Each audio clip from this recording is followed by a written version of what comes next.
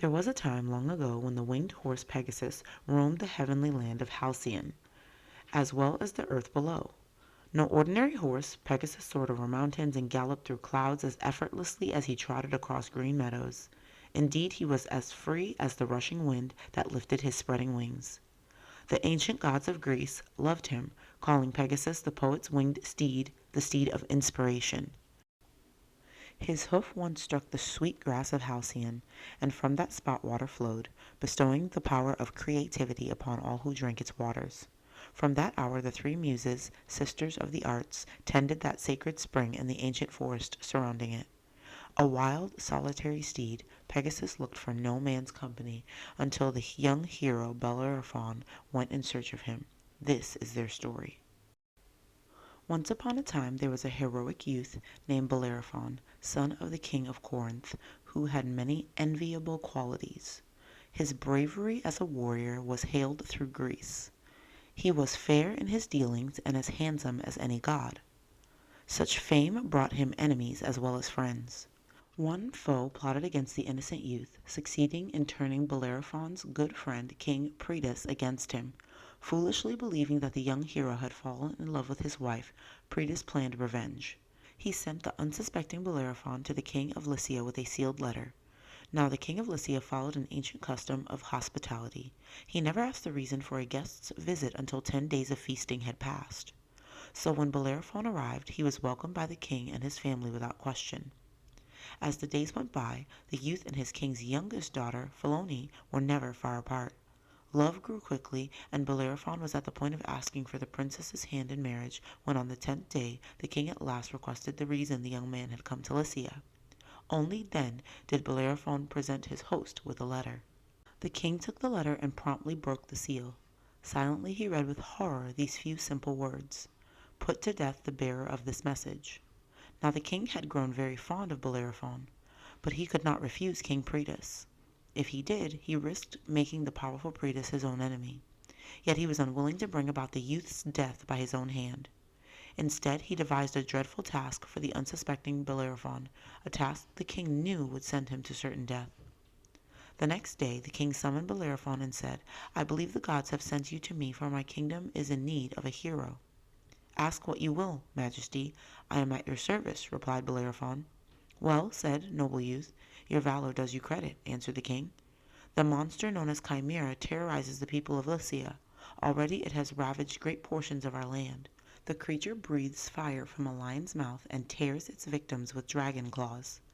Every warrior who has gone to destroy it has perished. Will you be our champion and do battle with the monster?" Though Bellerophon knew he was being asked to go to his doom, he could hardly refuse the king without being considered a coward. But before setting out to challenge the monster, he asked the advice of a well-known soothsayer. "You will fail like the others if you meet the beast upon the ground," declared the wise man. "Your only chance will be to convince the winged horse Pegasus to fly you to the Chimera's lair and there do battle in the air. For upon the back of this winged horse you might use your weapon to pierce the monster's heart. The Chimera can be killed no other way.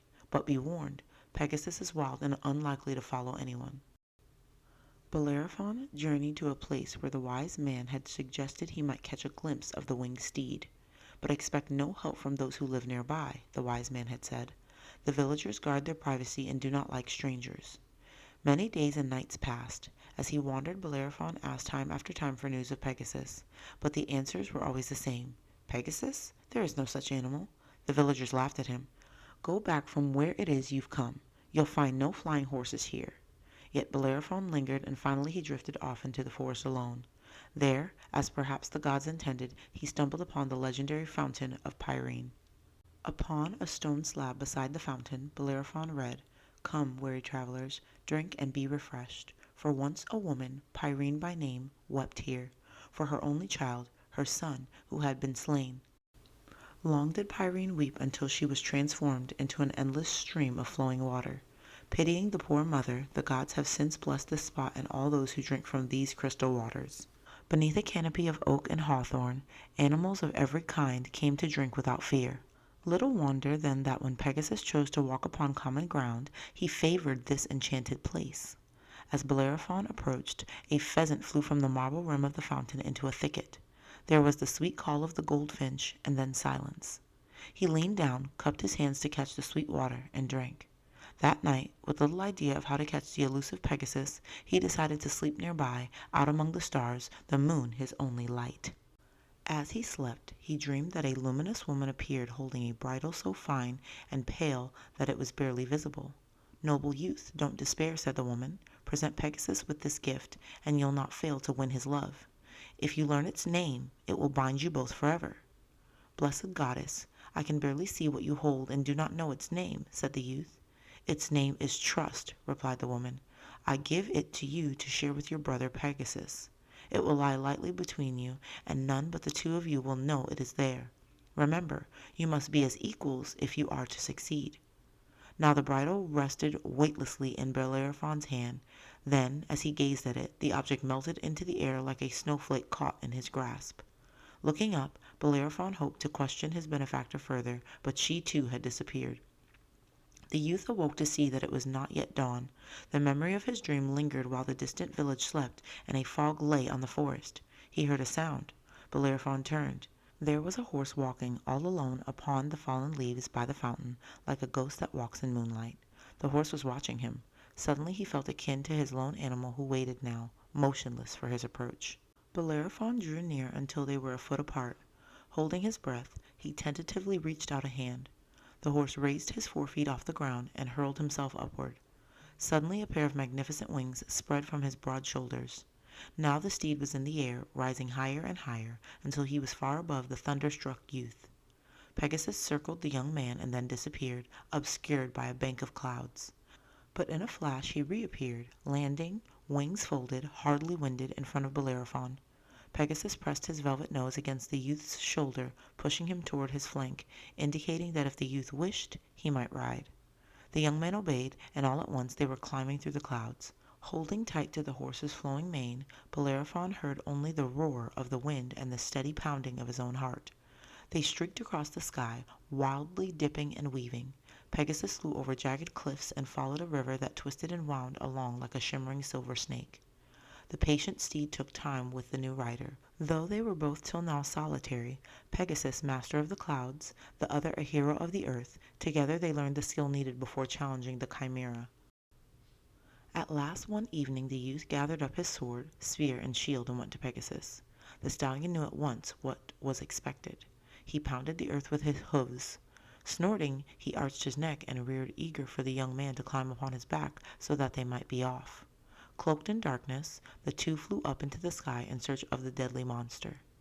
The Chimera was the fiercest of beasts, with a goat's body joined to the head of a fire-breathing lion. Yet the monster had the iron-tough scales, tail, and claws of a dragon.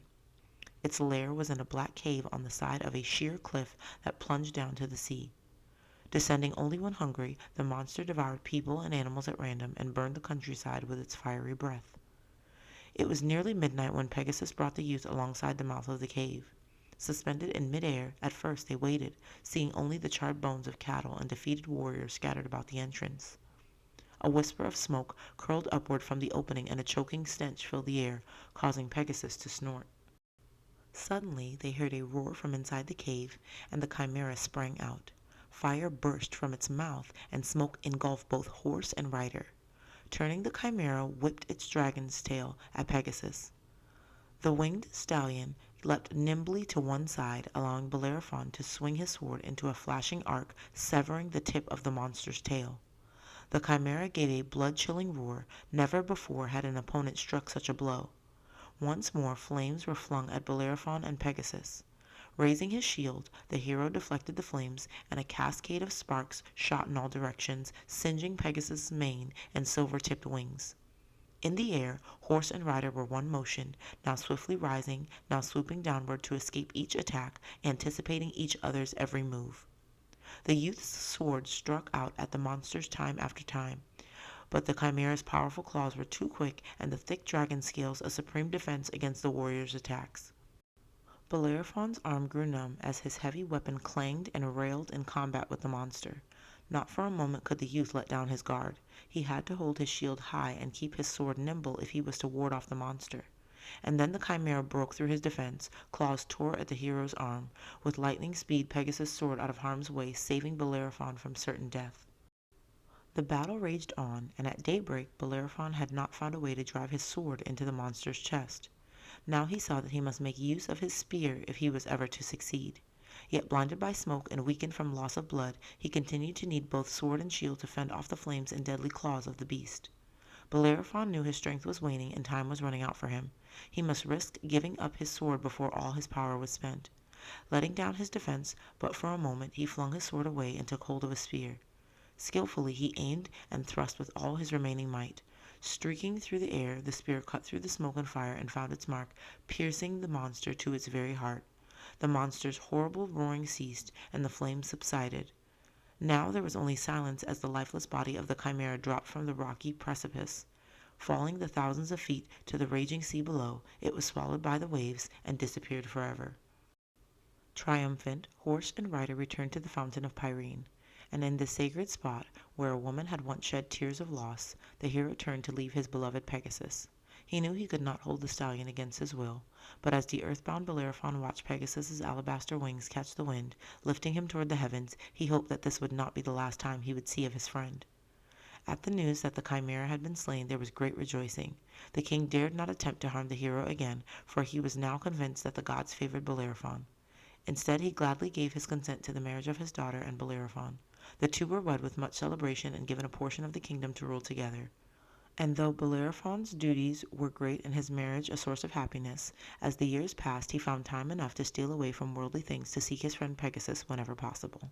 As the goddess in his dream had foretold, the two had become brothers, bonded by a trust that neither could ever forget.